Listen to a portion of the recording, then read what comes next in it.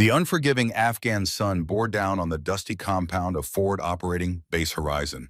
Nestled in the rugged mountains just 20 miles from the Pakistani border, the base stood as America's frontline medical response for Special Operations Forces. Inside the field hospital's trauma bay, the metallic scent of blood hung in the air as Dr. Eleanor Reynolds worked with practiced precision. BP dropping to 80 systolic, pulse 130 and thready, called out the medic monitoring vitals. Eleanor didn't look up from the gaping wound in the young soldier's abdomen. Her hands steady despite 18 hours on duty, methodically packed gauze into the cavity where an improvised explosive device had torn through flesh and muscle. At 28, she was younger than most of her medical team, but her 3 tours in combat zones had earned her their respect. "Push another unit of ONEG and prepare the OR," she ordered, her voice calm but commanding. "And get me the Exstat applicator. We need to control this bleeding before we move him." The Exstat, a syringe-like device that injected tiny compressed sponges directly into wounds, was a recent addition to their arsenal. Within seconds of contact with blood, the sponges would expand, creating pressure against the vessel walls to stop hemorrhaging in wounds that traditional methods couldn't reach. As Eleanor worked, memories of her father's voice echoed in her mind. Truman Reynolds, a legendary combat surgeon who'd served in Desert Storm, had taught her everything about battlefield medicine that medical school couldn't. The difference between a good combat doctor and a great one isn't knowledge, Ellie. It's the ability to improvise when everything goes to hell. The soldier beneath her hands, Private First Class Wilson, barely 20, had been the point man on a patrol when the IED detonated. His abdomen was a mess of torn vessels and shredded tissue. Standard procedure would have called for immediate evacuation to the larger hospital at Boardroom, but the dust storm grounding all flights meant Eleanor was his only hope. 3 hours and 4 blood transfusions later, Eleanor stepped out of the operating room. Her surgical scrubs were stained dark red despite the protective gown. She pulled off her cap, releasing a cascade of auburn hair that she quickly retied into a practical knot at the base of her neck. "He'll make it," she announced to the waiting team. But it was close. Too close. The recovery room was already occupied by 2 Rangers injured in a firefight the previous day, and a Special Forces operative whose classified mission had gone wrong. Each bed represented a story of sacrifice that few Americans back home would ever hear about. Eleanor checked each patient's chart, making small adjustments to medication orders and treatment plans. As she finished her rounds, she caught sight of a figure standing in the doorway, Sophia Williams, the head nurse, and at 56, the oldest member of their medical team. Sophia's salt and pepper hair framed a face weathered by decades of service. She'd been a combat nurse since the Panama invasion, and her experience made her the unofficial historian of military medicine. "You did good work today, Reynolds," Sophia said, her southern drawl more pronounced when she was tired. "Your daddy would be proud." Eleanor's expression softened at the mention of her father. Truman Reynolds had been more than just her personal hero. He was a legend among combat medics. His innovations during Desert Storm had saved countless lives, and his insistence on treating all casualties, American allied or enemy, with equal care, had earned him both admirers and critics. "I used his lateral approach to the retroperitoneal bleed," Eleanor admitted. "Not exactly by the book, but it worked." Sophia nodded knowingly.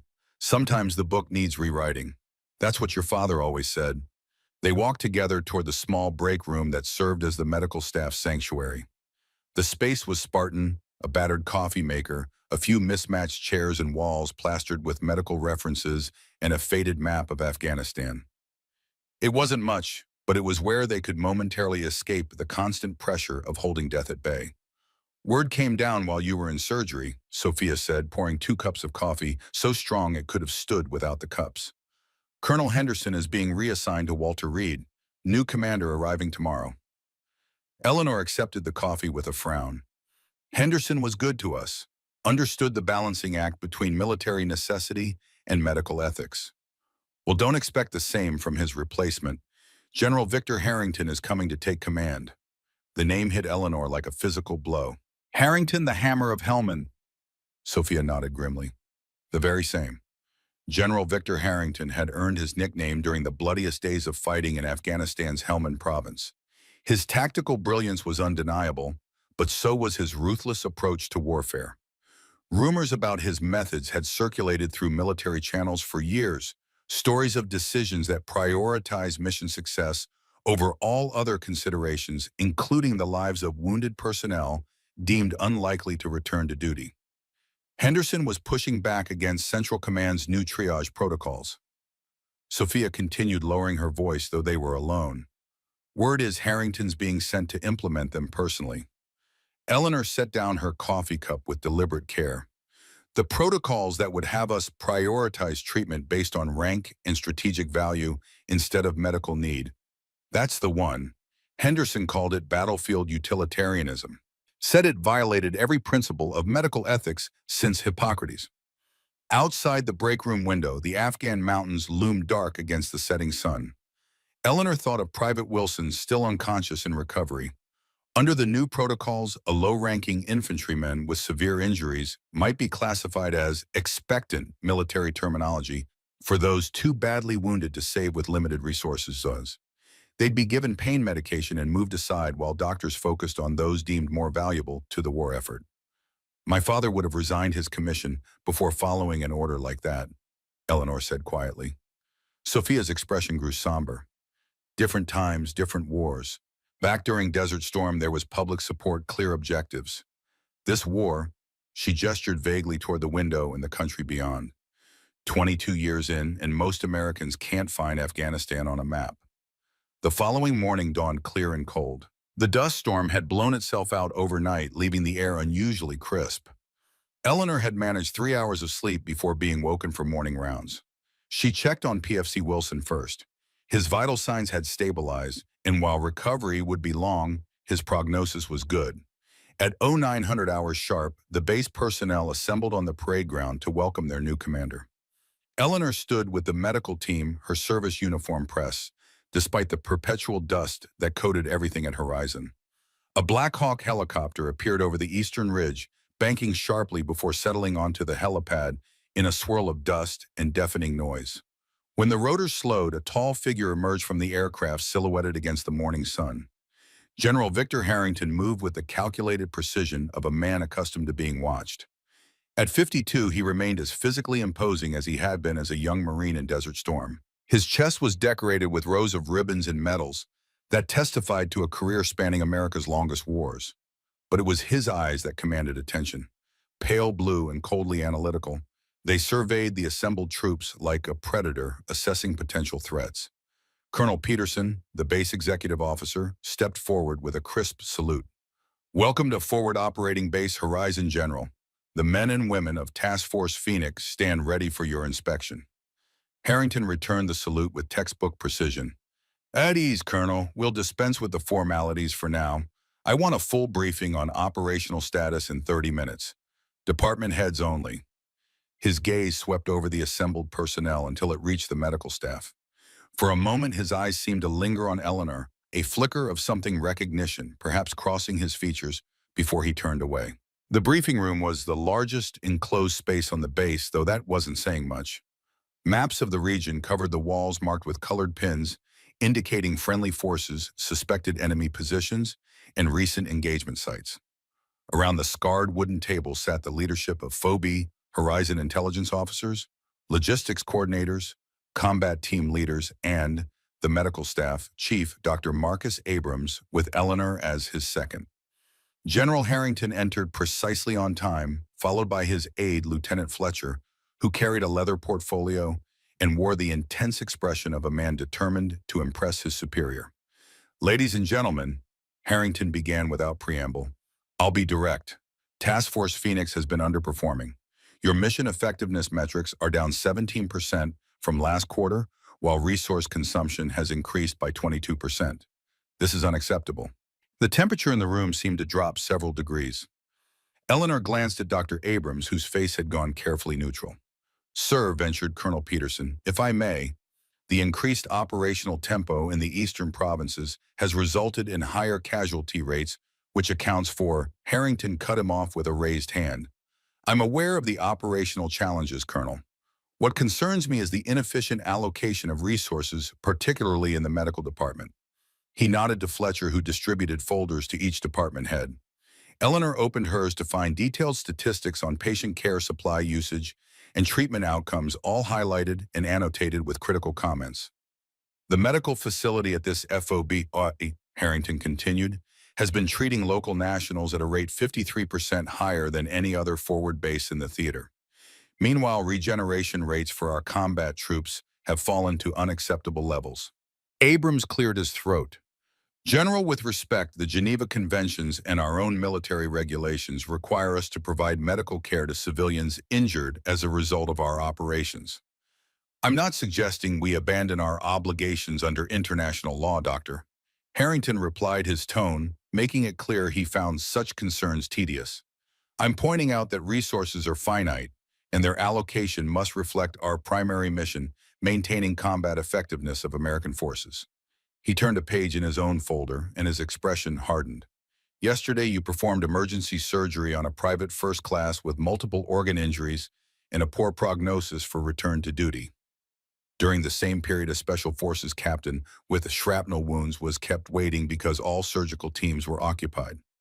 Eleanor felt heat rising to her face. Sir PFC Wilson's injuries were immediately life-threatening. Captain Morris's wounds, while serious, were stable. That's standard medical triage we treat based on medical necessity, not rank. The room went silent. Challenging a general officer on his first day of command was either very brave or very foolish. Harrington's cold blue eyes fixed on Eleanor with laser intensity. And you are Dr. Eleanor Reynolds, sir, Deputy Chief Medical Officer. Something flickered across Harrington's face, a momentary lapse in his controlled facade. Reynolds, he repeated. Any relation to Lieutenant Colonel Truman Reynolds, formerly of the 44th Combat Support Hospital? Eleanor sat straighter. My father, sir. Harrington's expression revealed nothing but his knuckles whitened slightly around the folder he held. I see. He turned back to address the entire room. Effective immediately, I'm implementing Protocol Alpha 7 for medical resource allocation. All department heads will find the details in your briefing packets. The protocol establishes clearer priorities for treatment based on 3 factors: strategic value of the patient to ongoing operations, probability of return to duty, and resource intensity required. Boardroom. Abrams looked stunned. General, that protocol was still under review at Central Command. It hasn't been approved for implementation. It has been now, Harrington replied flatly. I've been specifically tasked with field testing these procedures here at Horizon before wider deployment. Eleanor couldn't remain silent. Sir, these guidelines would have us consider a soldier's rank and specialty before the severity of their injuries. That directly contradicts the fundamental principles of medical ethics. Harrington's gaze was glacial. Dr. Reynolds, we are not running a civilian hospital. Every resource we expend here, every bandage, every minute in surgery, every cubic centimeter of blood comes at a cost to our mission effectiveness. When you prioritize a severely wounded private who will never return to combat over an officer who could be back in the field in days, you're making a strategic decision whether you acknowledge it or not. Eleanor took a deep breath, struggling to keep her voice even. With respect, Sir, medical ethics transcends strategic considerations. The Hippocratic Oath doesn't include a clause about military rank. The tension in the room was palpable. Several officers shifted uncomfortably, avoiding eye contact with either Eleanor or the general. The Hippocratic Oath, Harrington said with dangerous softness, won't stop the enemy from killing more Americans if we fail in our mission. Ethics are a luxury afforded by security, Doctor. And security is what I'm here to provide. He closed his folder with finality. I expect full compliance with Protocol Alpha 7 from all departments, especially medical. That will be all. As the officers filed out, Lieutenant Fletcher approached Eleanor. The general would like to speak with you privately, Doctor. Now. She followed Fletcher to what had been Colonel Henderson's office just yesterday. Already Harrington had made the space his own. The comfortable chairs had been replaced with utilitarian metal seating, and the local Afghan artwork that Henderson had collected was gone, replaced by tactical maps and a framed display of combat medals. Harrington stood behind the desk examining a personnel file that Eleanor suspected was her own. He didn't look up when she entered, nor did he invite her to sit. Your service record is impressive, Dr. Reynolds, he finally said. Johns Hopkins Medical School. Top of your class. You could have had your pick of comfortable positions stateside. Instead, you've spent the last 6 years in combat zones. It wasn't a question, so Eleanor didn't answer. She stood at parade rest waiting. Your father was a skilled surgeon. Harrington continued, still not looking at her. But he had a reputation for insubordination when it came to chain of command. Now he looked up, his pale eyes assessing her reaction.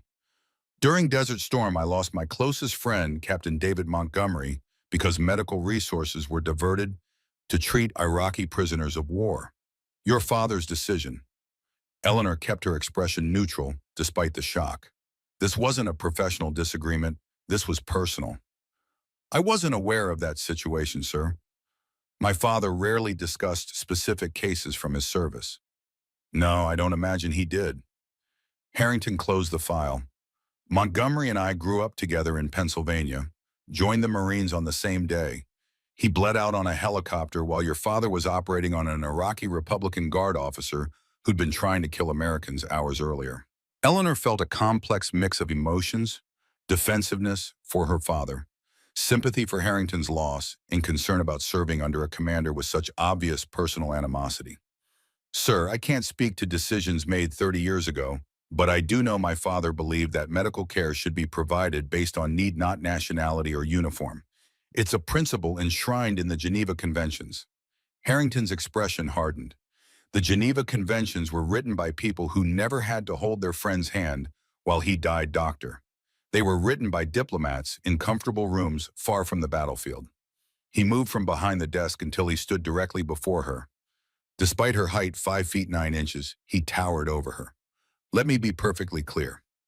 I expect you to follow Protocol Alpha 7 to the letter. If you find that your personal ethics prevent you from doing so, I'll arrange for your immediate transfer to a facility where the difficult decisions are made by someone else. Do I make myself understood? Eleanor met his gaze steadily. Yes, sir, I understand your position. Harrington's eyes narrowed at her careful choice of words. Dismissed, doctor. The following morning, Eleanor performed rounds in a state of distracted tension. The conversation with Harrington had left her deeply unsettled, not just by the personal connection, but by the impossible ethical position in which she now found herself. Sophia found her at the nurse's station reviewing patient charts with more intensity than necessary. You look like you're trying to set those papers on fire with your eyes, the older nurse observed. I take it your private meeting with the general didn't go well.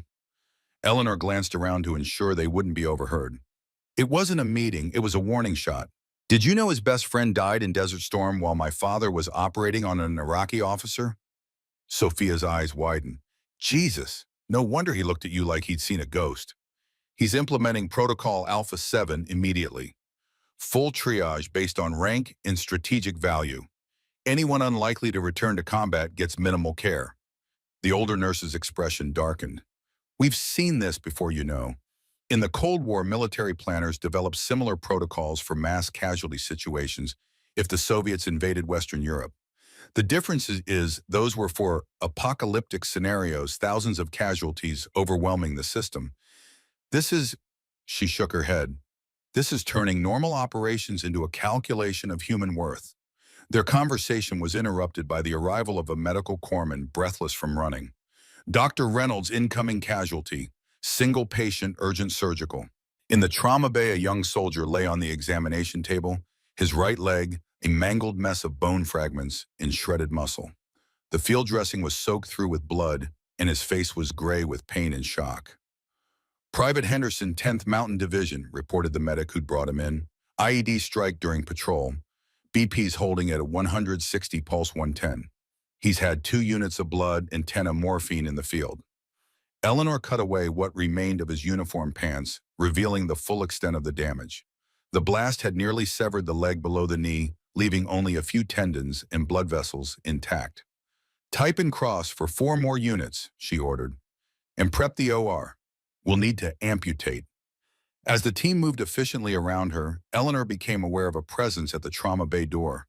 Lieutenant Fletcher stood watching, his expression unreadable. After a moment, he turned and left without a word. 15 minutes later, as she was scrubbing for surgery, Dr. Abrams entered the prep room, his face grim. Eleanor, I just got a call from General Harrington's office. Private Henderson is to be classified as Category 3 under the new protocol. Minimal intervention only. Eleanor stared at him in disbelief. He needs an amputation or he'll die from blood loss and infection. I know that, Abrams said heavily, but according to Fletcher, an amputation requires too many resources for a soldier who won't be returning to combat duty. They're ordering palliative care only. The surgical brush fell from Eleanor's hand into the sink. That's a death sentence. I know, Abrams repeated, looking every one of his 52 years. I've requested a direct consultation with the general, but Fletcher says he's in meetings all morning. Eleanor's mind raced. Private Henderson was 19 according to his chart. The same age her brother would have been if he'd lived. The same age as countless young men. She'd treated some of whom now walked on prosthetic legs, finished college, got married, had children, all the things they'd have been denied if someone had decided they weren't worth the resources to save. How long do we have before someone checks on our compliance? She asked quietly. Abrams understood immediately what she was suggesting. His expression was torn between professional responsibility and moral revulsion at the order. Fletcher said he'd return at noon to verify implementation of the protocol. Eleanor checked her watch. It was 09:27. Then we have just over 2.5 hours. That's enough time. Eleanor, if you do this, I know the risks. She cut him off. But I also know what my father would have done, what any doctor worthy of the title would do. Abrams looked at her for a long moment, then nodded once. I'll assist, and I'll take full responsibility if it comes to that. No, Eleanor said firmly. This is my decision. I won't let you sacrifice your career. The surgery took exactly 94 minutes. The amputation was clean, the arteries ligated with meticulous care, the nerve endings buried to minimize phantom pain later. They'd just finished closing when Sophia entered the OR. Fletcher's here, she said without preamble. Early, he wants to know why Private Henderson is in surgery when he was classified as Category 3. Eleanor looked up from the final dressing she was applying. Tell him Dr. Abrams and I will brief him as soon as we're finished here. After ensuring Henderson was stable in recovery, Eleanor and Abrams found Fletcher waiting in the hallway, his expression thunderous. You directly disobeyed a command order, he began without preamble. General Harrington was explicitly clear about Protocol Alpha 7. We made a medical decision based on the patient's condition, Eleanor replied steadily. Private Henderson would have died without intervention. Fletcher's voice dropped to a dangerous whisper. The protocol exists precisely to make these difficult decisions, Doctor. By ignoring it, you've consumed resources that could have been allocated to higher priority patients. What higher priority patients? Eleanor challenged. The OR was available. We had blood on hand. No other urgent cases were waiting. That's not the point, Fletcher snapped.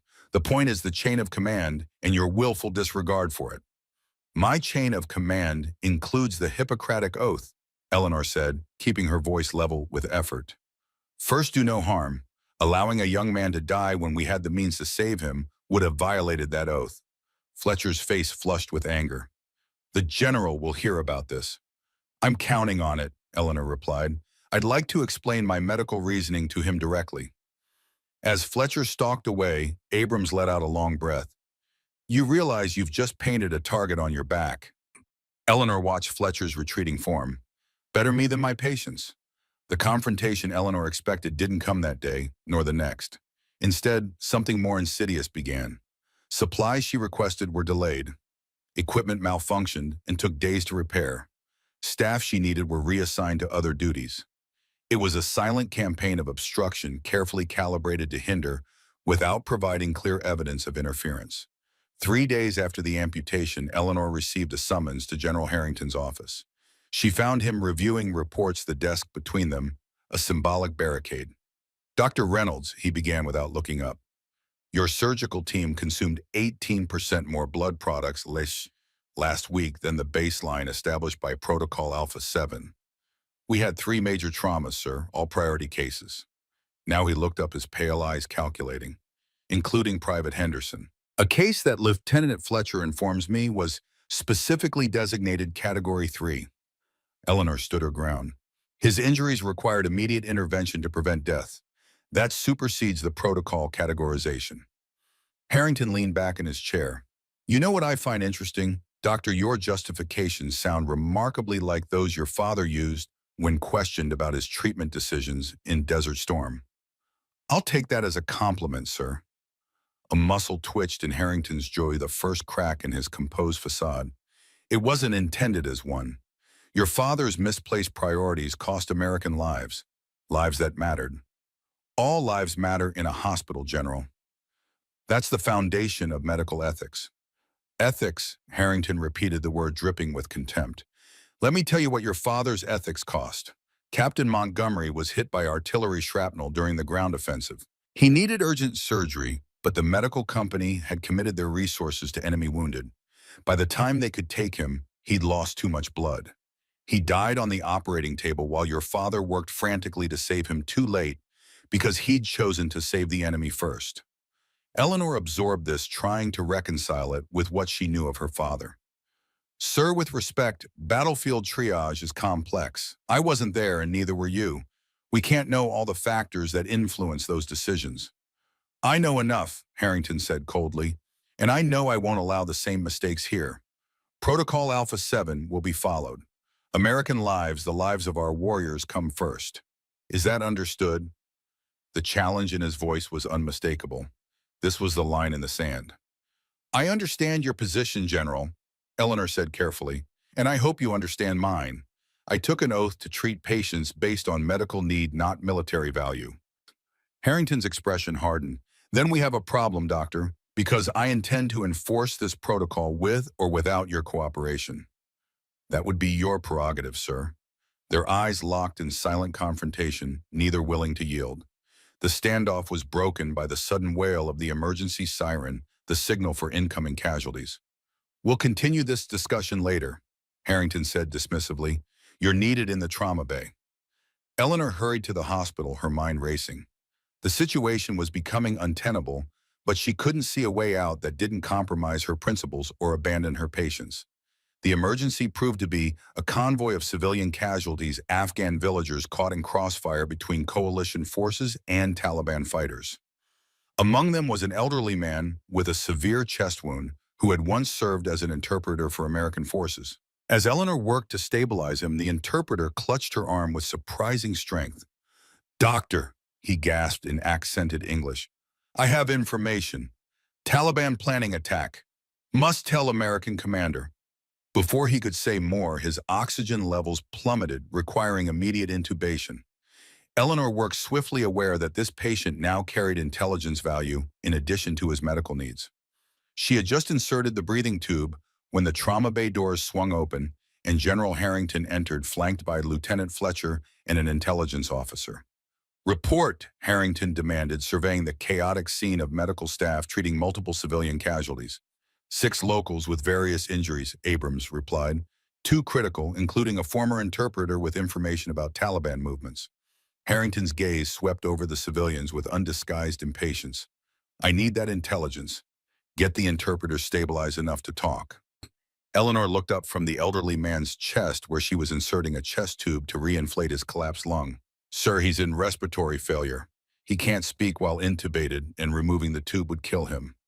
Then find another way, Harrington ordered. That information could save American lives. I'm trying to save his life first, Eleanor replied, focusing on the procedure. Once he's stable, your intelligence officer can communicate with him through writing. Harrington stepped closer, his voice dropping to ensure only Eleanor could hear. Doctor, in case I haven't made myself clear, these civilians are the lowest priority under Protocol Alpha 7. We have Americans with medical needs waiting. Eleanor glanced around the trauma bay. There were no other patients waiting, a fact Harrington surely knew. With respect, sir, there's no resource conflict at the moment. We have adequate staff and supplies to treat everyone currently presenting. The general's expression darkened. That wasn't a suggestion, Doctor. I want these civilians stabilized and transferred to the Afghan National Army Medical Facility immediately. Focus your resources on preparing the interpreter for interrogation. The ANA facility is 3 hours away by road, Eleanor protested. In their current condition, 2 of these patients won't survive the journey. That's unfortunate, Harrington said coldly, but my priority is the intelligence that could prevent the next attack on our forces. Eleanor straightened up, still holding the chest tube that was draining blood from the interpreter's pleural cavity. Sir, these civilians were injured by coalition fire. Under Article 10 of the Geneva Convention, we have an obligation to provide the same standard of care we would give our own personnel. Don't lecture me about the Geneva Convention, doctor. Harrington snapped loud enough that others in the trauma bay turned to look. I've spent my entire adult life fighting enemies who don't even recognize its existence. Then we should be different from them, Eleanor replied steadily. That's the point. For a moment, she thought Harrington might actually strike her. His face flushed dark red and his hands clenched into fists at his sides. Instead, he leaned in until his face was inches from hers. You have 1 hour to stabilize these patients for transfer. After that, I'm ordering this facility cleared for incoming American casualties. Defy that order, and Am I clear? Without waiting for an answer, he turned and strode from the trauma bay, leaving a wake of tense silence. Sophia moved to Eleanor's side, speaking quietly as they continued working. What are you going to do? Eleanor looked down at the elderly interpreter, whose life literally hung on the equipment and expertise available only in this facility. Then she glanced at the Afghan child in the next bay, no more than 7 years old with shrapnel wounds that would require surgery. The only thing I can do, she answered. My job. The hour Harrington had granted passed like a combat countdown. Eleanor and her team worked with practiced efficiency, stabilizing patients, while quietly preparing for the battle they knew was coming. No one spoke about what would happen when Harrington returned, but the tense determination on their faces told the story. These medical professionals had taken the same oath Eleanor had, an oath that made no distinction between friend and foe soldier in civilian. BP stable at 11070, reported the medic monitoring the elderly interpreter. O2 sat climbing to 93%, Eleanor nodded, checking the chest tube drainage.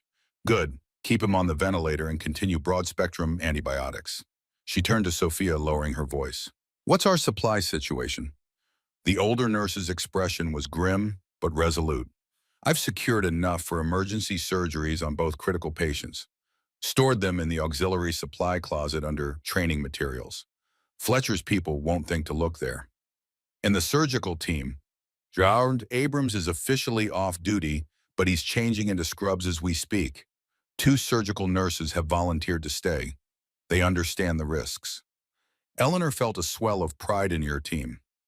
Not one had hesitated when she'd explained her intention to defy Harrington's orders.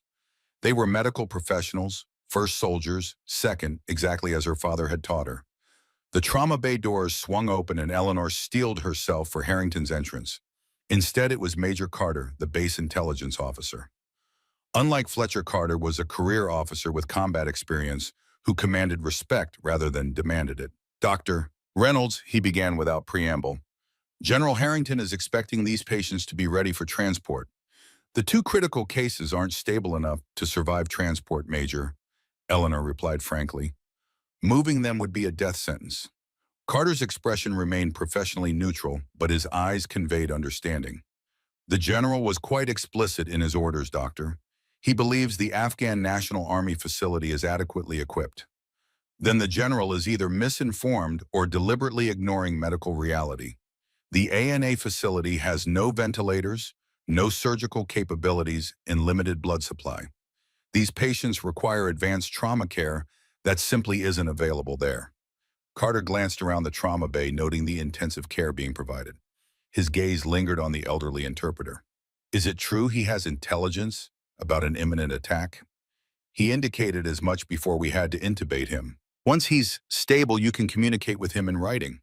The major considered this, clearly weighing competing priorities.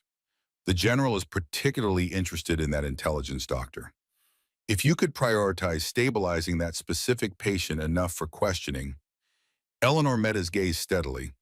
I prioritize based on medical need, Major. Right now, both critical patients require equal attention. I won't sacrifice one for the other. Carter nodded, seemingly having expected this answer.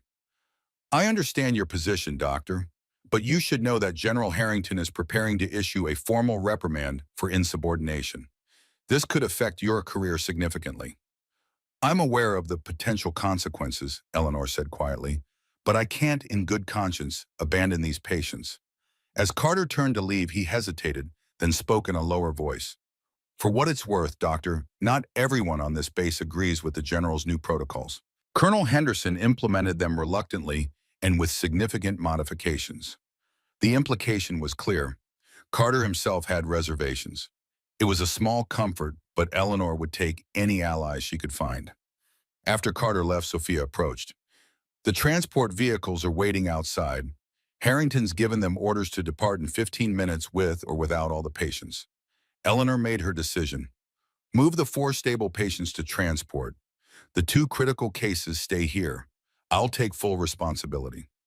You won't be alone, Sophia assured her southern drawl more pronounced with emotion. Some of us old-timers remember when medicine came before politics.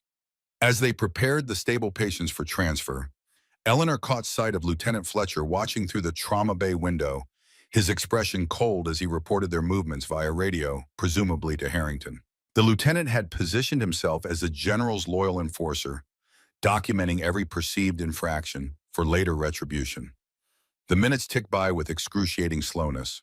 When the transport vehicles departed with only 4 patients instead of 6, Eleanor braced herself for the storm that would follow. It arrived minutes later in the form of General Harrington himself, his face a mask of controlled fury. "Dr. Reynolds," he began with dangerous calm, "I believe my orders were explicit." Eleanor stood her ground beside the ventilator, supporting the elderly interpreter's breathing. "These patients would die if transported, General. As a medical officer, I cannot ethically transfer patients who require life support to a facility without the capability to provide it. Your ethical concerns have been noted, Doctor. However, this is a military installation operating under military command. My orders supersede your personal interpretations of medical ethics." "Not according to the Uniform Code of Military Justice," Eleanor countered.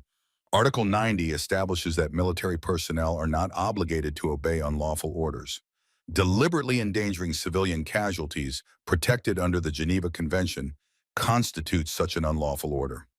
Harrington's eyes narrowed. "You're on dangerously thin ice, Doctor. I strongly suggest you reconsider your position before you damage your career beyond repair." "My career concerns me less than my patients' lives, sir." For a long moment they stared at each other in silent confrontation, the beeping of medical monitors providing an ironically steady backbeat to the tension. Finally, Harrington spoke with cold precision.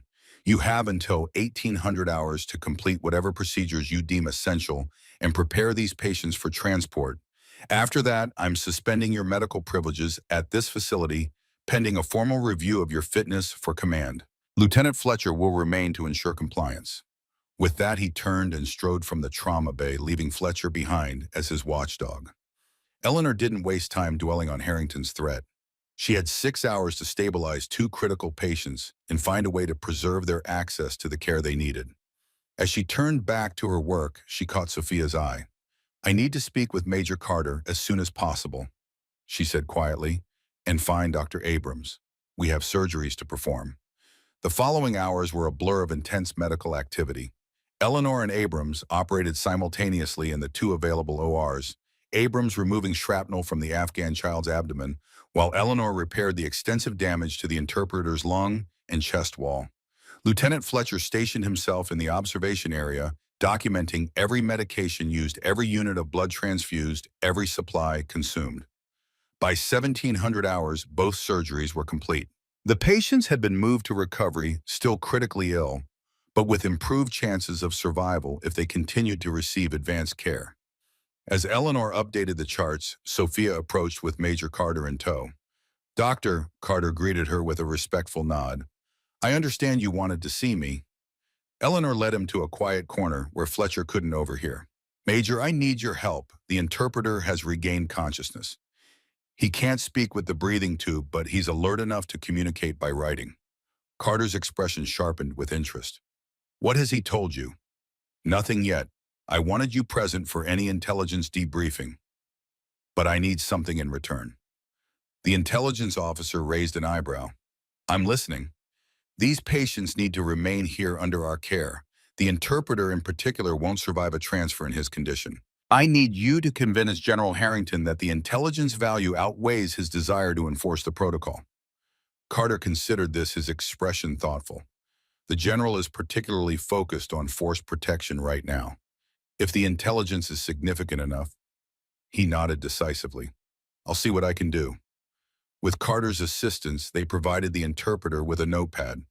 His handwriting was shaky but legible, as he detailed Taliban preparations for an attack on a supply convoy scheduled for the following day. The route, the timing, the number of fighters involved all vital intelligence that could save American lives. Carter read the information with growing urgency. This is specific and actionable. Excuse me, doctor. I need to get this to command immediately. As he hurried away, Eleanor allowed herself a small hope that the intelligence might provide leverage to protect her patients. That hope was short-lived. Less than 30 minutes later, Fletcher approached her with smug satisfaction. General Harrington thanks you for facilitating the intelligence gathering, Doctor. The transport for these remaining patients will arrive at 1800 hours as planned. He expects full compliance. Eleanor stared at him in disbelief. That interpreter just provided information that could save American lives, and this is how the general repays him, by sending him to a facility where he'll likely die. The general believes in proper resource allocation, Fletcher replied stiffly. Now that the intelligence has been secured, these patients no longer represent strategic value to the base. The cold calculation in his voice made Eleanor's blood boil. These are human beings, Lieutenant, not resources to be exploited and discarded. Fletcher's expression remained unmoved. You have 20 minutes, Doctor. I suggest you use it to prepare your patients for transport rather than arguing about policies you can't change. As he walked away, Eleanor fought to control her rising anger. This wasn't just about medical ethics anymore. It was about basic humanity. She couldn't allow Harrington to treat people as disposable assets once their usefulness ended. Sophia appeared at her side, her face tight with concern. What are we going to do? Eleanor's mind raced through options, each more desperate than the last. I need to speak with Dr. Abrams and Major Carter again, and find Sergeant Roberts. Sergeant Major Michael Roberts was the highest-ranking non-commissioned officer on the base. At 58, he was a veteran of the Cold War-era Desert Storm and multiple deployments to Afghanistan. More importantly, he was respected by everyone from privates to colonels for his impeccable integrity and encyclopedic knowledge of military regulations. Eleanor found him in the mess hall, his weathered face creased with concern, when she explained the situation. The general's walking a fine line, Roberts acknowledged, his gravelly voice kept low. Protocol Alpha 7 hasn't been fully vetted by JAG Corps. Implementing it against medical objections creates potential liability issues. Can you help me find a regulatory basis to keep these patients here? Eleanor asked. Or at least delay the transfer until they're truly stable. Roberts considered this decades of experience evident in his thoughtful expression. There's Article 419 of the Theater Medical Operations Guidelines. It grants the senior medical officer authority to override transport orders if, in their professional judgment, transport would cause immediate and significant deterioration in patient condition. Eleanor felt a surge of hope. That's exactly what we're facing. But Harrington's threatening to suspend my medical privileges. He can't do that unilaterally, Roberts said firmly, not without a formal review board. Until such a board convenes and rules, you remain the Deputy Chief Medical Officer with all associated authority. This was the procedural lifeline Eleanor needed. Thank you, Sergeant Major. I may need you to document this conversation later. I stand by regulations, Dr. Roberts replied simply. Always have, always will. Armed with this information, Eleanor returned to the hospital to find an unexpected ally. Major Carter was examining the interpreter's latest vital signs, his brow furrowed in concentration. Major, she greeted him with surprise. I thought you'd be briefing the general on the intelligence we gathered. I already have, Carter replied. Now I'm concerned about the source of that intelligence. This man worked with American forces for over 5 years. He risked his life and his family's safety to help us. I'm not comfortable with shipping him off to after we've extracted what we needed from him. Eleanor felt a surge of relief at finding another officer with a conscience. I've identified a regulatory basis to keep him here under Article 419 of TMOG, but Harrington will fight it. Carter's expression hardened with resolve. Then we'll need to build a coalition. Dr. Abrams agrees with your medical assessment, I assume? Completely. He's documenting the medical contraindications to transport now. Good. With the Chief Medical Officer, the Intelligence Section, and the Command Sergeant Major all in agreement, the General will have a harder time dismissing this as one doctor's insubordination. The alliance forming gave Eleanor hope, but she knew Harrington wouldn't back down easily. He had made this confrontation personal, a test of wills rooted in old grievances that went beyond protocols and regulations. As 1800 hours approached, Eleanor stationed herself between her patients and the trauma bay doors, the written citation of Article 419 in hand. Sophia and two nurses stood with her, a silent wall of medical protection. The doors swung open precisely on time, revealing Lieutenant Fletcher leading two medical transport technicians with stretchers. His expression darkened when he saw the impromptu barricade. "De Reynolds, these patients are being transferred by direct order of General Harrington." Eleanor held up the document. "Under Article 419 of the Theater Medical Operations Guidelines, I am exercising my authority as a medical officer to countermand that transport order. In my professional judgment, moving these patients would cause immediate and significant deterioration in their condition, likely resulting in death." Fletcher's face flushed with anger. "This is blatant insubordination. The general will need to follow proper procedures," interrupted Dr. Abrams, appearing behind Eleanor with his own documentation. "As Chief Medical Officer, I concur with Dr. Reynolds' assessment and support her invocation of Article 419. Fletcher looked from one doctor to the other momentarily at a loss. This was no longer one rebellious officer, but a unified medical position.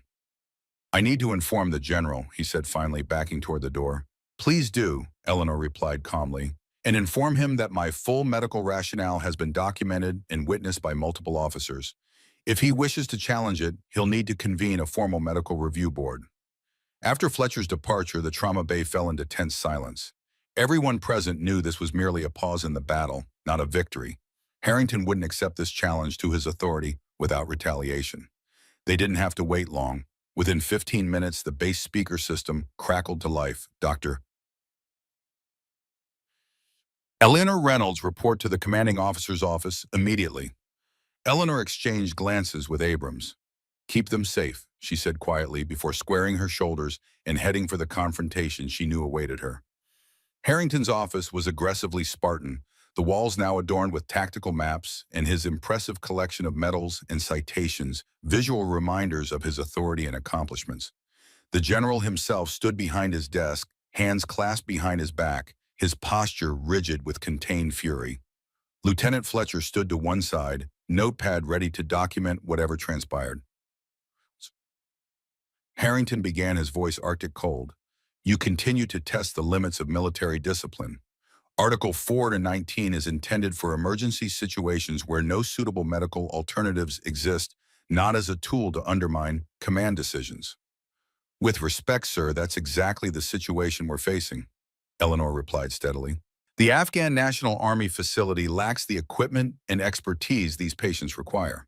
Transport there would effectively constitute a death sentence." "That is your opinion, Doctor. Others disagree." "Medical facts aren't matters of opinion, General. They're reality. These patients require ventilator support, advanced monitoring, and skilled nursing care, none of which are available at the ANA facility." Harrington's jaw tightened. "You've made your position clear through your actions, Doctor. Now let me make mine equally clear. Your continued defiance threatens the discipline and cohesion of this command. I cannot and will not allow it to continue." He slid a document across the desk. "This is a formal reprimand for insubordination. It will be entered into your permanent service record. Consider it your final warning." Eleanor didn't touch the paper. "Sir, I understand your commitment to the chain of command. But military discipline isn't an end in itself. It's a means to accomplish our mission. And part of that mission includes providing medical care in accordance with international law and our own ethical standards. Don't presume to lecture me about our mission, Doctor." Harrington snapped, his composure cracking slightly. "I've spent 30 years defending this country while you were in medical school learning theories from professors who've never heard a shot fired in anger. I'm not questioning your service or your commitment, General. But in this specific instance, I believe you're allowing personal feelings to cloud your judgment." The room went deadly quiet. Fletcher's pen stopped moving as he looked up in shock at Eleanor's directness. Harrington's voice dropped to a dangerous whisper. "Explain yourself, Doctor." Eleanor knew she was crossing a line, but there was no turning back now. You told me yourself that you lost a friend in Desert Storm because medical resources were diverted to enemy wounded. You believe my father was responsible for that loss. Now you're implementing a protocol that prioritizes certain lives over others, and you've targeted me specifically for enforcement. You think this is personal? Harrington's pale eyes blazed with cold fire. This is about military effectiveness. Every resource we waste on civilians or fatally wounded soldiers is unavailable for the warriors who can return to the fight. If it's not personal, sir, then why am I the only medical officer facing a formal reprimand? Dr. Abrams supported my invocation of Article 419, yet he wasn't summoned here. Harrington didn't answer directly, instead changing tactics. Your father was an excellent surgeon, Dr. Reynolds. No one disputed that. What some of us questioned was his judgment about resource allocation in a combat zone. His voice softened slightly, becoming almost reflective. He treated a critically wounded Republican Guard officer who'd been commanding a unit that had killed Americans hours earlier. Captain Montgomery, meanwhile, waited for surgery until it was too late. I understand that must have been devastating for you, Eleanor said, her own tone softening.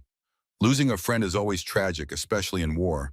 But my father believed, as I do, that medical care isn't a reward for being on the right side. It's a human right. For a brief moment, something flashed across Harrington's face, pain perhaps, or a flicker of understanding. Then it was gone, replaced by the stern mask of command. Your reprimand stands, Doctor. I expect full compliance with my orders going forward. Dismissed. As Eleanor left the office, she felt strangely calm despite the confrontation. She had looked into the eyes of the man who seemed determined to end her career, and seen not just anger but pain, the lingering wound of a decades-old loss that had never fully healed. Understanding her adversary better didn't make him less dangerous, but it did make him more human. The following days brought a precarious stalemate. Eleanor continued treating her critical patients, who slowly improved under the advanced care only available at FOB Horizon. Harrington, meanwhile, implemented Protocol Alpha 7 throughout the rest of the medical operation, requiring Eleanor to carefully document medical necessity for every procedure that deviated from its priorities. Eleanor found unexpected allies in this shadow war of paperwork and regulations. Major Carter ensured the interpreter's continued presence was justified by ongoing intelligence value. Sergeant Major Roberts discreetly advised her on navigating military bureaucracy to protect both her patients and her career. Even Colonel Peterson, the base executive officer, began scrutinizing Harrington's more extreme implementations of the protocol call, requiring written justification for decisions that might create liability issues. The alliance wasn't just about protecting patients, it was about preserving the soul of military medicine itself. Each of these veterans in their own way understood that compassion wasn't weakness, but strength, that treating the wounded with dignity reflected the values they had sworn to defend. One afternoon, as Eleanor completed her rounds, Sophia pulled her aside. You should know that Fletcher's been questioning staff about your father, specifically about his service in Desert Storm. Eleanor frowned. What exactly is he looking for? Not sure, but he seems particularly interested in any connection between your father and General Harrington before the current situation. Asked if you ever mentioned family stories about Desert Storm. This was an unexpected development. I need to talk to Roberts again. If Fletcher's digging into the past, there's something we're missing. She found the sergeant major in his office maps of the region spread across his desk as he planned patrol routes. His weathered face creased with concern as she explained Fletcher's inquiries. That's interesting timing, Roberts said thoughtfully, especially since personnel records from Desert Storm would be archived and not easily accessible from a forward operating base. Unless someone had a reason to pull those records before deployment, Eleanor suggested. Could Harrington have known I'd be stationed here when he took command? Roberts nodded slowly. Officer assignments are determined months in advance. If the general requested your service record, he would have seen your deployment schedule. The implications settled heavily between them. This wasn't coincidence, Eleanor said quietly. Harrington specifically sought command of this FO knowing I was stationed here. That would suggest a level of premeditation that goes beyond professional concern about medical protocols. Roberts agreed. The question is why? What does he hope to accomplish by confronting you specifically? Revenge for my father's perceived role in his friend's death, Eleanor suggested, or some kind of test to see if I'll make the same decisions my father did. Maybe both, Roberts said grimly. Either way, it makes this situation more volatile. A commander with a personal vendetta is unpredictable. Eleanor thought about the cold fury in Harrington's eyes when she'd suggested his judgment was compromised by personal feelings. I need to learn more about what happened in Desert Storm, the specific incident involving my father, Captain Montgomery, and the Iraqi officer. That won't be easy from here, Roberts cautioned, but I know some veterans from that conflict who might remember. I'll make some discreet inquiries. As Eleanor turned to leave, Roberts added, "Watch yourself, Doctor. If the general has made this personal, he won't back down easily. Men like Harrington see retreat as failure, even when advancing means going over a cliff." The warning proved prophetic. That evening, as Eleanor worked in the hospital, Lieutenant Fletcher appeared with a new written order effective immediately. All Category 3 patients under Protocol Alpha 7 were to be transferred to the ANA facility within 24 hours, no exceptions. The order specifically nullified any invocation of Article 419 without direct approval from General Harrington himself. Eleanor stared at the document in disbelief. This contradicts established medical regulations. He can't simply override theater medical operations guidelines by fiat. The general anticipated your objection, Fletcher replied with evident satisfaction. He's invoked emergency command authority under Article 7 of the Combat Zone Operational Directives.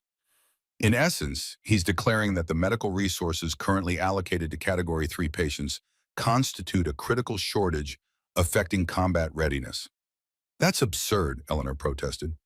We're at 70% capacity. There is no resource shortage. Fletcher's smile was thin. Nevertheless, the order stands.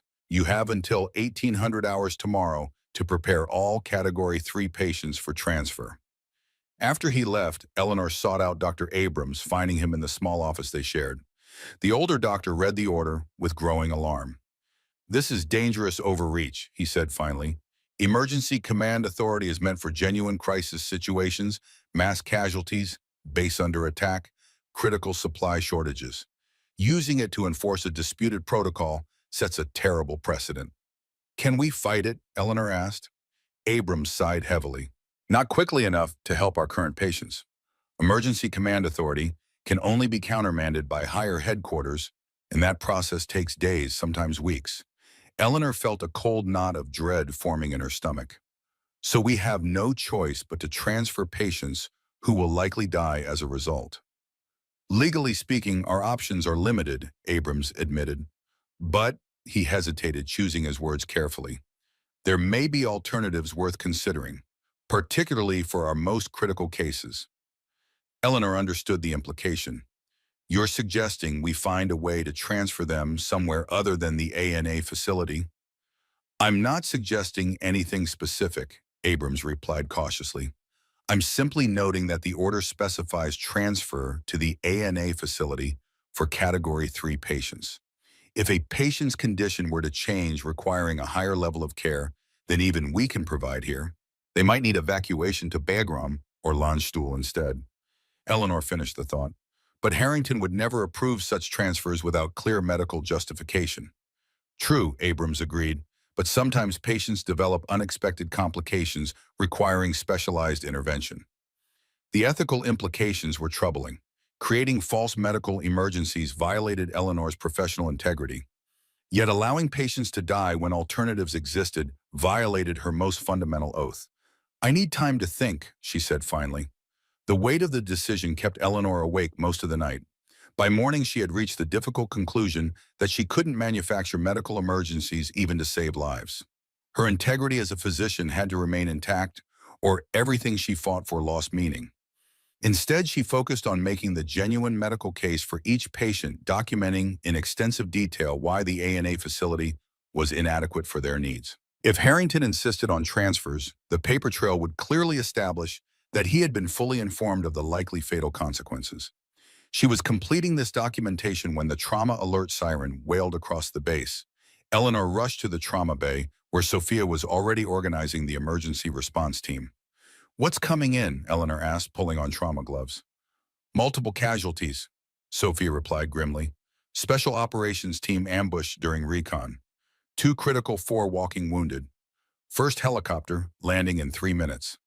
The familiar surge of adrenaline pushed all other concerns aside as Eleanor prepared to receive the wounded. This was what she had trained for, the moments when skill, speed, and decisiveness made the difference between life and death. The first helicopter touched down with a roar, rotors whipping dust into blinding clouds. Medics rushed forward with stretchers as the crew chief directed the unloading of casualties. Eleanor focused on the first critical patient brought into the trauma bay, a special forces operative with multiple gunshot wounds to the chest and abdomen. Blood soaked the hasty field dressings, and his skin had the gray pallor of severe shock. "Type and cross for 6 units," she ordered, cutting away his body armor to access the wounds. "Get ultrasound in here and prepare the OR. We need to stop this bleeding now." As she worked to stabilize the operator, Eleanor became aware of commotion from the second trauma bay. Glancing over, she saw Dr. Abrams working frantically on another casualty, this one in the distinctive uniform of Harrington's personal security detail. With a shock of recognition, Eleanor realized the second critical patient was Lieutenant Fletcher. The lieutenant's face was ashen, his body limp as Abrams performed CPR. "What happened?" she called across to the second team. "Multiple GSWs to the chest and abdomen," a medic replied without looking up from attaching monitoring leads. He was the general's personal escort on a forward observation mission. Taliban ambushed them with heavy weapons. Eleanor's mind raced with the implications. Fletcher, Harrington's right hand and enforcer, was fighting for his life in the same facility where he'd been documenting violations of the general's protocols just hours earlier. Before she could process this further, the trauma bay doors burst open again. General Harrington strode in his uniform, dust-covered and torn at one sleeve where a bullet had apparently grazed him. His face was a mask of controlled fury as he surveyed the medical teams working on the casualties. His gaze locked first on Fletcher's still form, then shifted to Eleanor and the Special Forces operative she was treating. For a moment, no one spoke as the beeping of monitors and the controlled urgency of medical orders filled the space between them. Then Harrington's voice cut through it all with cold precision. "Dr. Reynolds, I need you to transfer immediately to Lieutenant Fletcher's care. He requires priority treatment." Eleanor's hands continued working, applying pressure to a bleeding artery as she replied without looking up. "Sir, I'm currently stopping a life-threatening hemorrhage. Dr. Abrams is fully capable of treating Lieutenant Fletcher." "That wasn't a request," Dr. Harrington snapped. "Fletcher's wounds require your specific expertise. The operator can be stabilized by another physician." Now Eleanor did look up, meeting Harrington's ice-blue stare across the trauma bay. "General, both patients are critical. Both require immediate intervention. I'm already engaged in a life-saving procedure that cannot be interrupted without risking this man's life. The lieutenant is my aide and a valuable intelligence asset." Harrington's voice dropped dangerously. "His strategic value to this command classifies him as Category 1 under Protocol Alpha 7, requiring priority treatment from our most skilled surgeon." The irony wasn't lost on Eleanor or anyone else in the trauma bay. The same protocol that Harrington had been using to deny care to lower priority patients was now being invoked to demand preferential treatment for his own man. "I understand, sir," Eleanor replied, her voice steady despite the tension coursing through her. "But medical triage is based on clinical factors, not rank or strategic value. Both patients are Category 1 under any protocol. Both will receive the highest level of care we can provide." The trauma bay fell silent except for the urgent work of the medical teams and the rhythmic beeping of monitors. Every person present understood they were witnessing a pivotal confrontation, one that transcended the immediate crisis to touch on fundamental questions about military medicine itself. Harrington's voice dropped to a whisper that somehow carried more menace than a shout. "Dr. Reynolds, this is my final warning. Transfer your care to Lieutenant Fletcher immediately or face court-martial for direct insubordination during a combat operation."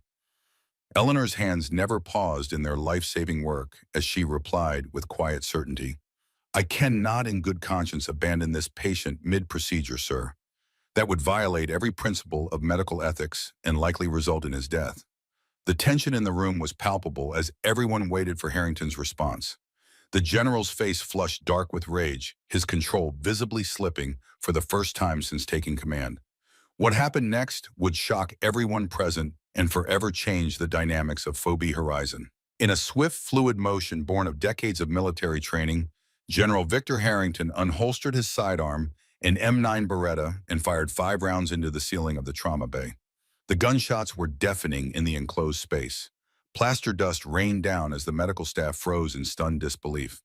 Several dropped to the floor, conditioned by combat experience to seek cover when bullets flew.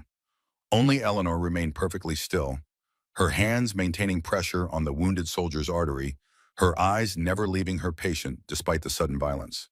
When the echoes faded, Harrington spoke with unnatural calm, his pistol now lowered but still in his hand.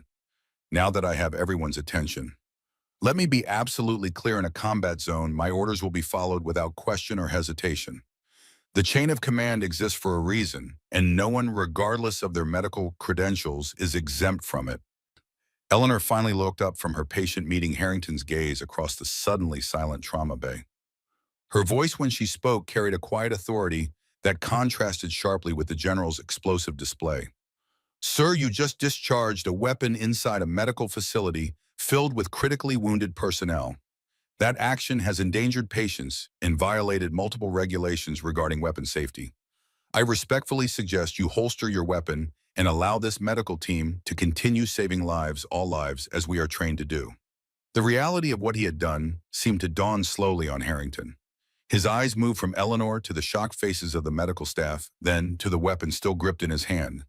Several of the security personnel had their own hands hovering near their sidearms, unsure if they were witnessing a threat or a breakdown by their commanding officer. Before Harrington could respond, Sergeant Major Roberts appeared in the doorway, his weathered face a study in controlled alarm. The senior NCO took in the situation with a veteran's practiced eye: the discharged weapon, the plaster dust drifting down from the bullet holes, the frozen tableau of medical staff and their vulnerable patients. General, he said with the particular calm that only decades of battlefield experience can produce, I believe your presence is urgently required at the Tactical Operations Center. Intelligence is coming in about the ambush team's location and potential follow-up attacks. It was a lifeline thrown to a drowning man, a chance for Harrington to exit a situation that had spiraled beyond his control. For a moment, it seemed he might refuse, might escalate further into territory from which there would be no return. Then military discipline reasserted itself. Harrington holstered his weapon with mechanical precision, his face once again an expressionless mask. Carry on, Dr. Reynolds, he said as if the past minutes had never happened. I expect a full report on both patients' conditions within the hour. As Harrington left with Roberts, the trauma bay erupted into renewed activity. Medical staff, who had ducked for cover, returned to their stations. Monitors that had been knocked askew were repositioned. The life-saving work resumed its urgent rhythm, but something fundamental had changed. A line had been crossed that could never be uncrossed. By firing his weapon inside a medical facility, an act that violated the most basic principles of military discipline, Harrington had undermined his own authority more thoroughly than any challenge from Eleanor ever could.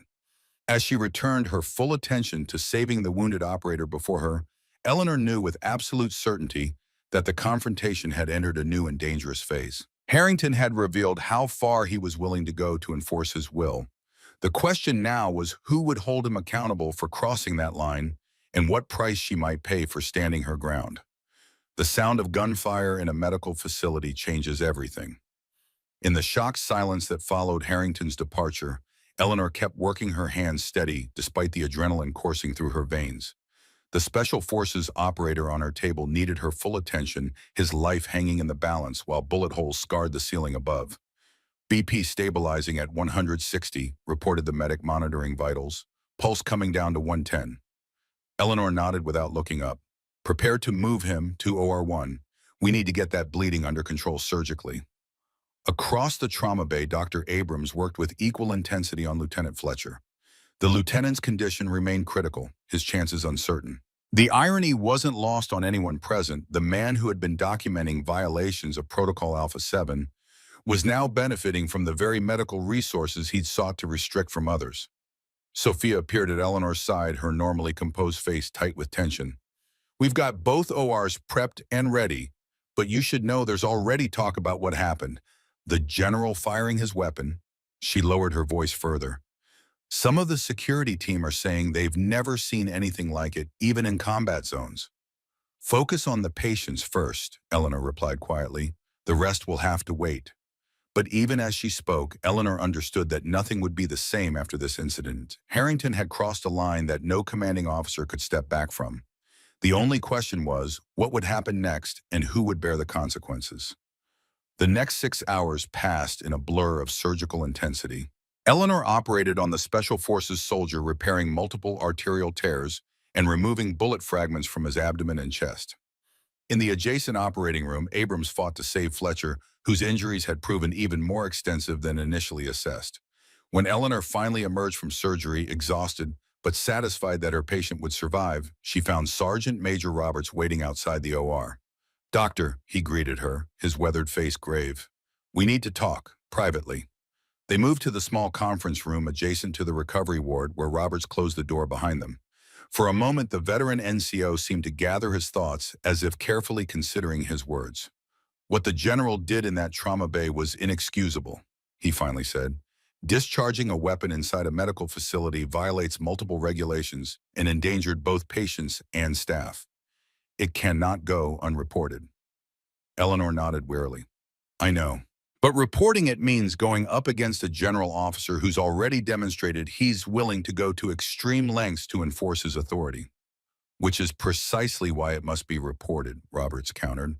"A commander who loses control to that degree is a danger to the entire command. I've seen it before officers who crack under the pressure and take increasingly erratic actions to maintain their position." "You think this will escalate?" Eleanor asked, though she already knew the answer. "Without question, the general has backed himself into a corner. If this incident becomes officially known to higher command, his career is effectively over. He knows that which makes him more dangerous, not less." Eleanor considered this sobering assessment. "What are you suggesting we do?" "I've already begun gathering statements from witnesses," Roberts explained. "Neutral, factual accounts of what they observed without editorial comment. I've also pulled the security camera footage before it can conveniently malfunction." Eleanor raised an eyebrow at this initiative. "That's thorough. In 30 years of service, I've learned that truth needs proper documentation, especially when powerful interests might prefer it remain obscured." Robert's expression was grim determination personified. "General Harrington has friends at Central Command. This won't be a simple matter of filing a report and waiting for justice." "So what's our next step?" "Colonel Lawrence from Regional Command is scheduled to inspect FOB Horizon next week. He's an old-school officer who takes the Uniform Code of Military Justice seriously. We document everything until then and present it to him directly." Eleanor nodded, seeing the wisdom in this approach. "And in the meantime," Robert said with a hint of gallows humor, "we watch each other's backs and do our jobs. The general will be looking for any excuse to discredit potential witnesses before they can testify against him." As if summoned by their discussion, there was a sharp knock on the door. Major Carter entered, his expression uncharacteristically tense. "Dr. Reynolds," he began without preamble, "the general is ordering you to report to his office at 0600 tomorrow. He's specified that this meeting is to discuss your ongoing pattern of insubordination and today's deliberate violation of Protocol Alpha 7. Eleanor exchanged glances with Roberts. This was Harrington moving to seize control of the narrative, to position himself as the aggrieved commander dealing with a problematic officer rather than as the man who had fired a weapon in a medical facility. "Understood, Major. Thank you for the message." Carter hesitated, then added in a lower voice, "I've also received orders to compile all intelligence gathered from the interpreter patient. The general seems particularly interested in establishing that the intelligence value has been exhausted, presumably, to justify transferring him to the ANA facility." Another move in Harrington's strategic repositioning, eliminating potential complications before they could be used against him. The interpreter, after all, had witnessed Eleanor's defense of medical ethics against military expediency. If transferred, his testimony would be conveniently unavailable. "The interpreter's condition is still too unstable for transfer," Eleanor said firmly, "and he's indicated he has additional information about Taliban movements that needs further debriefing." Carter nodded slightly, acknowledging the medical justification for keeping the interpreter present. "I'll note that in my report. And Doctor," he paused, choosing his words carefully, "not everyone on this base shares the general's interpretation of Protocol Alpha 7. Remember that?" After Carter left, Roberts looked thoughtfully at the closed door. You're gathering allies, Doctor. That's good. You'll need them. I never wanted this to become a faction fight, Eleanor said wearily. This should be about medical ethics and proper treatment of patients, not about taking sides. In a perfect world, perhaps, Roberts agreed. But in this one right and wrong often require champions willing to stand up and be counted. You've become that champion whether you intended to or not. The rest of the day passed in tense preparation. Eleanor checked on her post-operative patients, including the Special Forces operator, who was stabilizing nicely, and Lieutenant Fletcher, whose condition remained critical, but had improved slightly under Abrams' skilled care. She also spent time with the Afghan interpreter and the child who had been at the center of the previous confrontation. Both were recovering well and living proof that her stand against Harrington's protocols had saved lives that would otherwise have been sacrificed to his rigid calculus of military value. As evening fell, Eleanor tried to rest in preparation for the morning's confrontation, but sleep proved elusive. Her mind kept replaying the moment of Harrington firing his weapon, the shock on everyone's faces, the plaster dust drifting down the sudden silence, followed by the general's cold voice. It was a pivotal moment that crystallized everything wrong with his approach to command. At 0530, Eleanor rose and donned her service uniform, taking particular care with every detail. Today would be a day of reckoning one way or another. She wanted to face it with the same professionalism and dignity that had guided her medical career. As she walked through the pre-dawn darkness toward Harrington's headquarters, Eleanor was surprised to see several figures waiting outside. Abrams stood there along with Sophia Major Carter and Sergeant Major Roberts. Their presence was a silent statement of solidarity and support. "We thought you might appreciate some company," Abrams said simply. Eleanor felt a surge of gratitude. "Thank you, all of you." Roberts checked his watch. "It's almost 0600. Shall we proceed, Doctor?" To Eleanor's surprise, the group moved to accompany her into the building. "You're all coming in. The general didn't specify that you should come alone," Roberts pointed out with a slight smile. "And as it happens, we all have legitimate business with command this morning." Inside, they found Lieutenant Fletcher's replacement, a nervous young officer named Martinez, stationed outside Harrington's door. He looked distinctly uncomfortable at the arrival of the impromptu delegation. "Dr. Reynolds," he stammered, "the general is expecting you, alone." "These officers have official business with command," Eleanor replied calmly. "Is the general available to see them as well?" Before Martinez could respond, the door opened to reveal Harrington himself. The general looked as if he had slept no better than Eleanor. His eyes shadowed his normally immaculate uniform, showing signs of hasty preparation. He surveyed the assembled group with barely concealed irritation. "This is an unusual way to report for a direct order doctor," he said coldly. Sir Roberts stepped forward. "We're here to formally report a serious breach of regulations that occurred in the medical facility yesterday." Harrington's eyes narrowed. "Any such reports should go through proper channels, Sergeant Major. This meeting is between myself and Dr. Reynolds regarding her ongoing insubordination." "With respect, sir," Roberts continued undeterred, "the incident in question directly involves command authority and requires immediate attention under Article 1382 of the Uniform Code of Military Justice. The mention of the UCMJ, specifically the article concerning conduct unbecoming an officer, hung in the air like a thrown gauntlet. Harrington's face darkened as he recognized the implicit accusation. "This is neither the time nor the place," he began, but was interrupted by a new arrival. "Perhaps I can be of assistance," came an authoritative voice from the hallway. Everyone turned to see Colonel James Lawrence, the Regional Command Inspector, whose visit wasn't expected for several more days. The colonel was a tall, distinguished officer in his early 60s with silver hair and the bearing of someone who had seen everything the military could throw at a person and remained unshaken. "Colonel Lawrence," Harrington recovered quickly, snapping to attention. "We weren't expecting your inspection until next week." "Circumstances accelerated my schedule, General," Lawrence replied cryptically. "I received some concerning reports that warranted immediate investigation." His gaze swept over the assembled group. "It seems I've arrived at an opportune moment." Lawrence turned to Roberts. "Sergeant Major, you were about to report an incident under Article 1382. Roberts nodded. "Yes, sir. Yesterday at approximately 1400 hours, General Harrington discharged his sidearm 5 times inside the medical facility trauma bay during ongoing emergency treatment of wounded personnel." Lawrence's expression remained professional, but his eyes sharpened. Those are serious allegations, Sergeant Major. I assume you have documentation. Yes, sir. Written statements from 12 witnesses, security camera footage, and physical evidence in the form of bullet holes in the trauma bay ceiling and recovered shell casings. Harrington's composure slipped visibly. Colonel, these officers are attempting to misconstrue a necessary demonstration of command authority during a crisis situation. Lawrence regarded him steadily. Firing a weapon inside a medical facility is a demonstration of authority, General. That's an unusual interpretation of command prerogative. The context is crucial, Harrington insisted. Dr. Reynolds was openly defying direct orders regarding triage priorities during a mass casualty situation. Lives were at stake.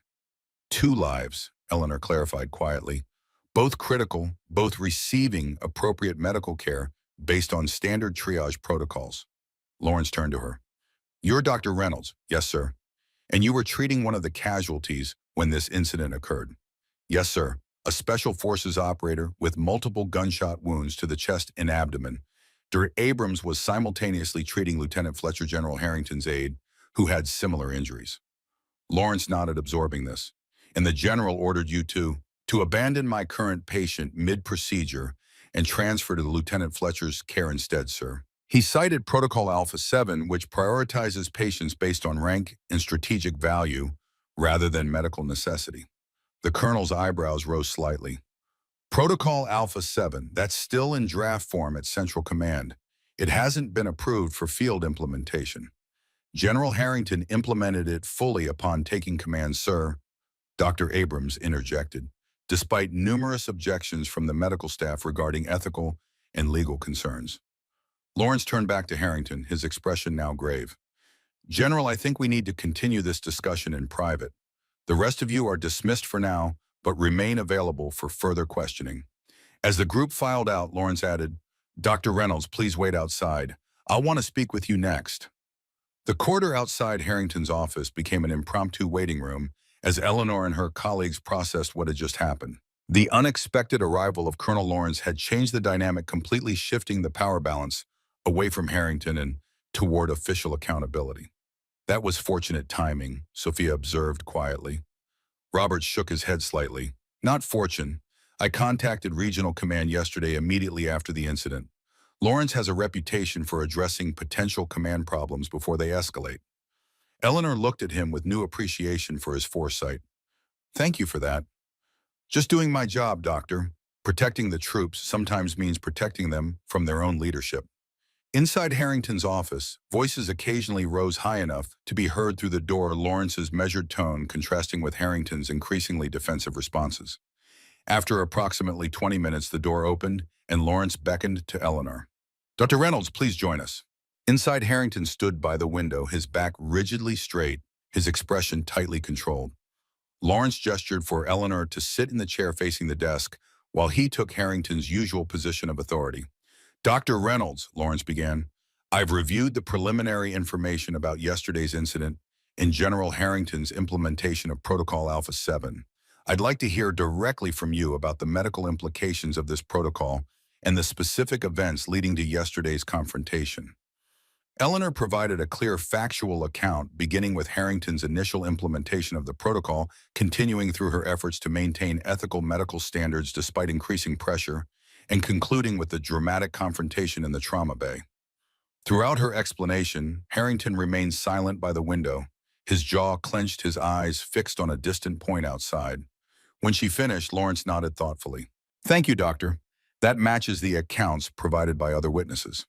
Now, regarding Protocol Alpha 7, in your professional medical opinion, what would be the consequences of its full implementation as General Harrington has ordered? Patients would die unnecessarily, sir, Eleanor answered without hesitation. The protocol prioritizes rank and perceived strategic value over medical need. In practice, this means critically wounded personnel deemed unlikely to return to combat would receive minimal care, while less severely wounded, higher-ranking personnel would receive priority treatment. And this contradicts established medical ethics. It contradicts the fundamental principle of triage, treating patients based on medical necessity rather than external factors. It also potentially violates the Geneva Conventions, which require equal treatment of all wounded, regardless of nationality, rank, or status. Lawrence turned to Harrington. General, do you have any response to Dr. Reynolds' assessment? Harrington finally turned from the window, his pale eyes cold. Dr. Reynolds consistently fails to recognize the military necessity behind Protocol Alpha 7. In a combat environment with limited resources, difficult choices must be made. The protocol simply formalizes those choices in a way that maximizes combat effectiveness. Even if it means letting salvageable patients die, Lawrence asked directly. War requires sacrifice, Harrington replied stiffly. Every commander knows this. Some personnel are more vital to the mission than others. That's not heartless, it's reality. Lawrence studied him for a long moment. General Harrington, I've reviewed your service record.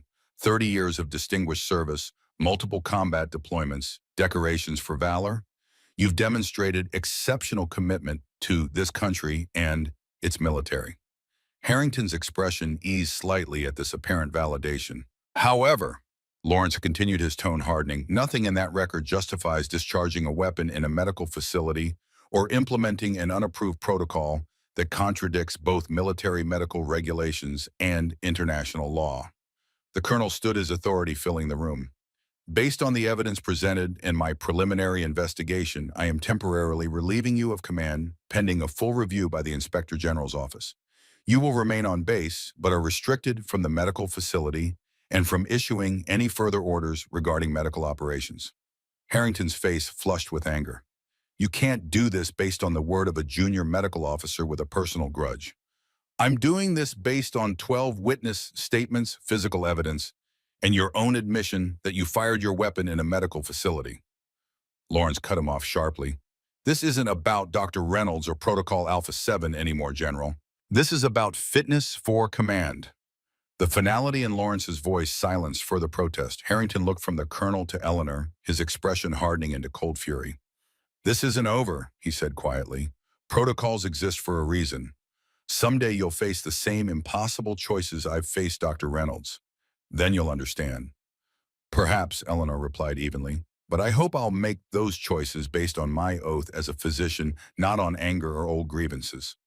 Lawrence dismissed Harrington to quarters and turned to Eleanor after the general had left. That was diplomatically handled, Doctor. Not everyone would maintain such composure when confronted by someone who fired a weapon over their head during surgery. Thank you, sir. I've had practice staying calm in extreme situations. Lawrence's expression became thoughtful. Harrington mentioned a personal grudge. Is there something beyond the professional disagreement I should know about?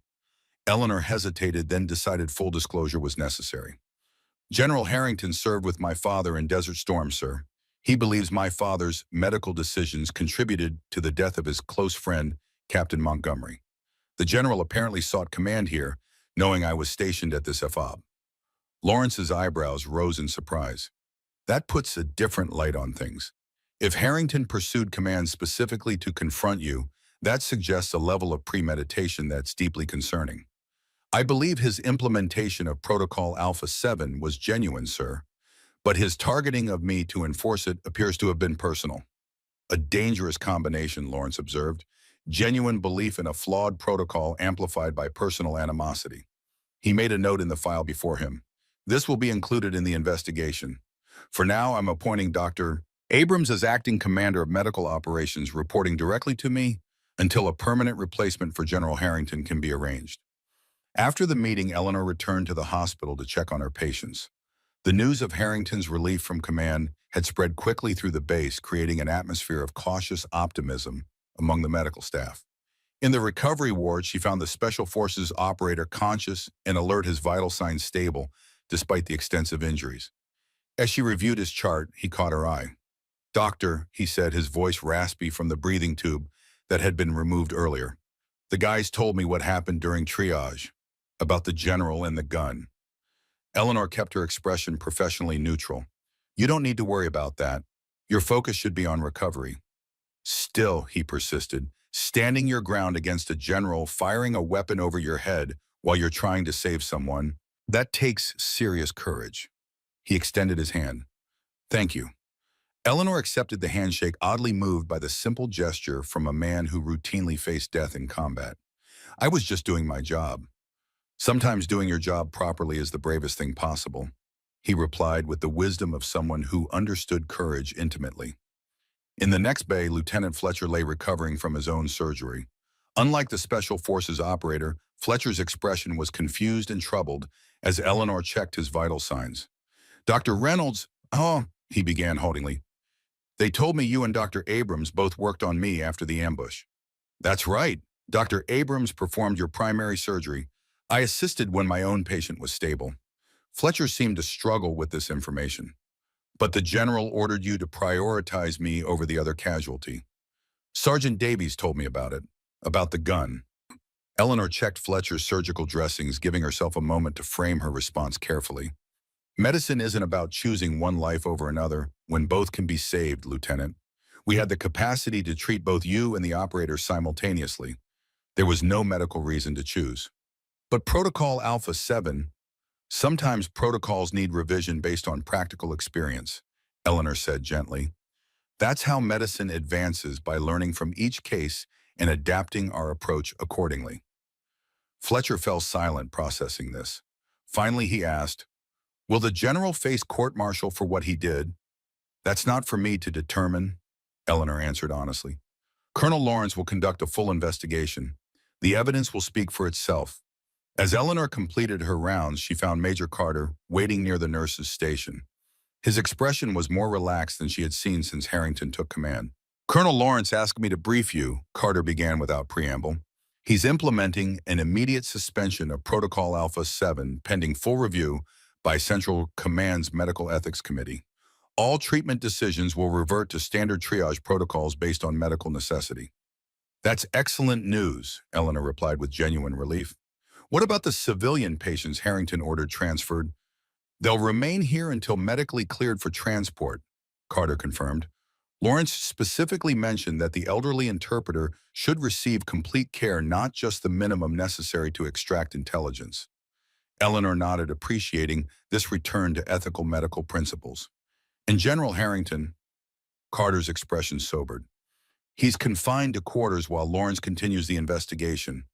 The evidence is substantial.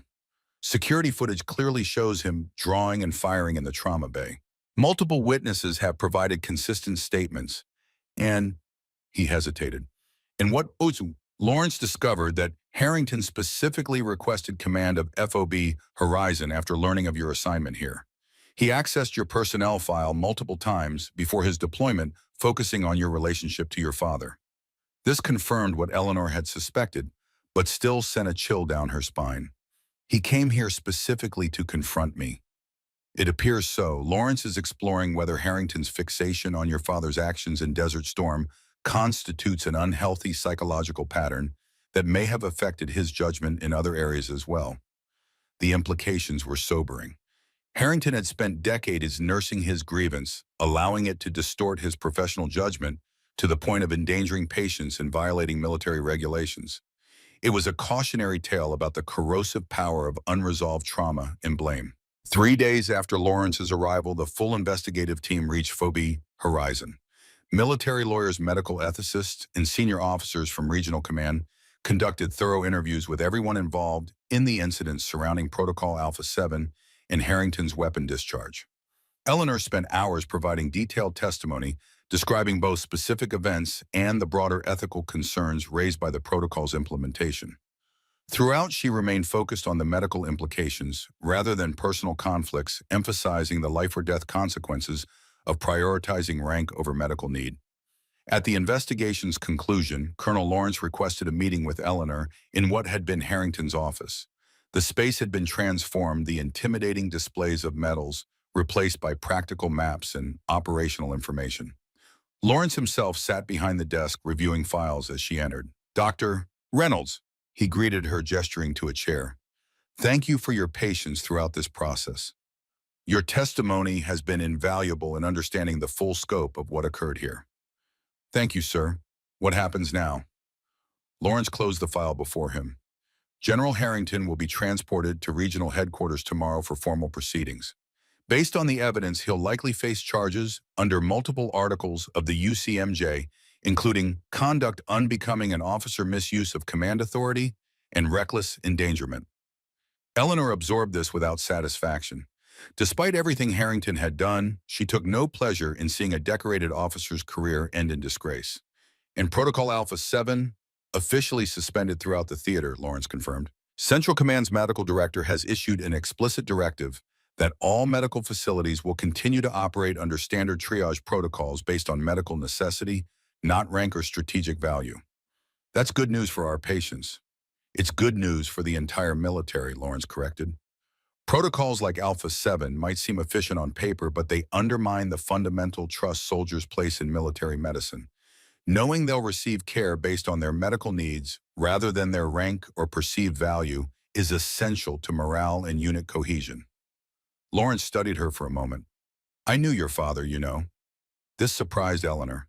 You did, sir? Not well, but we crossed paths during Desert Storm.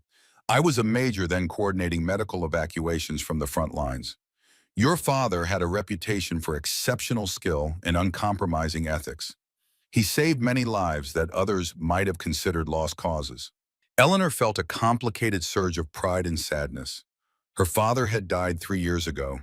Heart attack ironically while jogging without ever knowing how his legacy would intersect with her own career. Including the Iraqi officer that Harrington mentioned, she asked quietly. Lawrence nodded. That situation was more complex than Harrington ever understood or wanted to understand. The enemy officer your father treated was actually a high-value intelligence asset who had been working with coalition forces. His treatment was prioritized not just for humanitarian reasons, but for operational necessity. Harrington never knew this. It was classified at the time. By the time the information was declassified, Harrington had already cemented his narrative about your father's decision costing his friend's life. Some people find comfort in having someone to blame, even when the reality is more complicated. This revelation shifted Eleanor's understanding of the entire conflict. Harrington had built years of resentment on incomplete information, a tragedy of misunderstanding that had ultimately destroyed his career and nearly cost patients their lives. Does Harrington know now? She asked. I informed him yesterday, Lawrence said gravely. His reaction was difficult. 30 years of certainty about who was responsible for his friend's death suddenly undermined by new information. It's not easy to rebuild your worldview at his age. Eleanor could imagine the shock and disorientation Harrington must have felt. To have directed so much anger at her father, and by extension at her, only to discover that anger was based on a fundamental misunderstanding. What will happen to FOB Horizon now? She asked, changing the subject to more immediate concerns. Colonel Peterson will assume temporary command until a permanent replacement can be assigned, Lawrence explained. Dr. Abrams will continue to oversee medical operations with you as his deputy. I believe you've both earned that trust. As Eleanor prepared to leave, Lawrence added, one more thing, Doctor. General Harrington requested permission to speak with you before his departure tomorrow. It's entirely your decision whether to grant that request. Eleanor considered this unexpected development. Did he say why? No, but I suspect the revelations about your father may have prompted some reflection. After a moment's consideration, Eleanor nodded. I'll speak with him.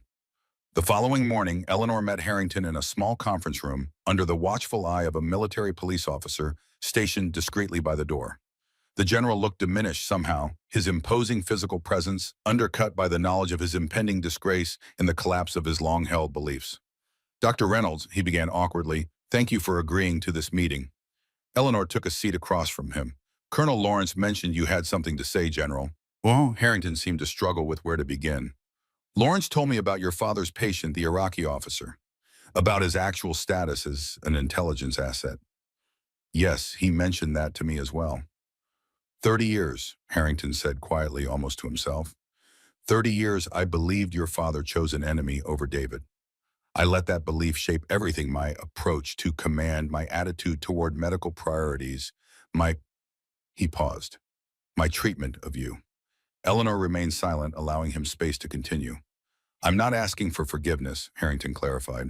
What I did in that trauma bay was inexcusable regardless of my personal history. But I wanted you to know that I understand now that I was wrong about your father, about Protocol Alpha 7, about a lot of things. Understanding is a start, Eleanor said carefully, but the real test is what we do with that understanding. Harrington nodded slowly. For me, that opportunity may be limited given what's ahead. But I've written a formal statement withdrawing my support for Protocol Alpha 7 and detailing its ethical flaws. Lawrence will submit it to Central Command as part of the investigation. It was a small gesture perhaps, but significant coming from a man who had been so unwavering in his certainty just days before. What about Lieutenant Fletcher? Eleanor asked. How is he processing everything that's happened? A fleeting smile crossed Harrington's face. Better than his commanding officer, I suspect. He came to see me yesterday, said something about you treating him even after I'd tried to force the issue with my sidearm. Made quite an impression on him. He's young, Eleanor observed, still forming his understanding of leadership and ethics. This experience might ultimately serve him well, painful as it is. Perhaps the same could be said for all of us, regardless of age, Harrington replied with unexpected introspection. Though some lessons come later than they should. As their brief meeting concluded, Eleanor felt not satisfaction, but a complex mixture of emotions, relief that the immediate crisis had passed, sadness for the waste of Harrington's potential as a leader, and cautious hope that some good might come from the difficult lessons learned. 3 months after the events at FOB Horizon, Eleanor found herself addressing a class of medical officers at the Military Medical Center. Colonel Lawrence had arranged the speaking engagement as part of a broader review of battlefield medical ethics prompted by the Harrington incident. Looking out at the attentive faces, some young and inexperienced others bearing the weathered look of combat veterans, Eleanor was reminded of her own journey from idealistic medical student to battle-tested combat surgeon. Military medicine exists at the intersection of two powerful traditions, she began.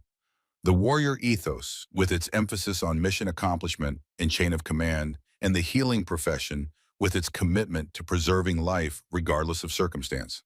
When these traditions align, we achieve our noblest purpose. When they conflict, we face our greatest challenges.